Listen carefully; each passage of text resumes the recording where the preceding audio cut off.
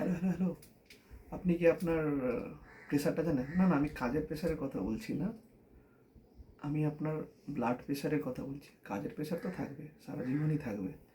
কিন্তু আপনি আপনার ব্লাড প্রেশারটা কি জানেন? আসলে নর্মাল ব্লাড প্রেশার প্রায় সবাই জানে, 120/80 সিস্টোল বা ডায়াস্টোল। বাট আজকের দিনে কি আপনি জানেন যে প্রেশার অনেকের ফ্ল্যাকচুয়েট করে? যেটা আপনাকে জানতে হবে। অ্যাটলিস্ট বছরে 2 বার প্রেশার চেক করানো যায়।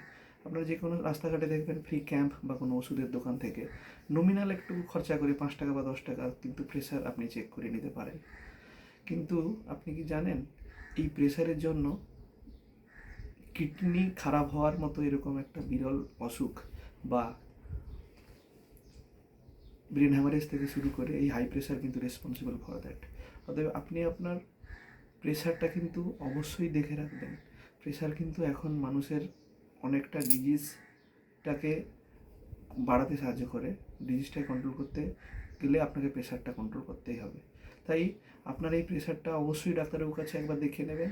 তার সাথে জানিয়ে রাখি, wish you good health with Gautam. Thank you.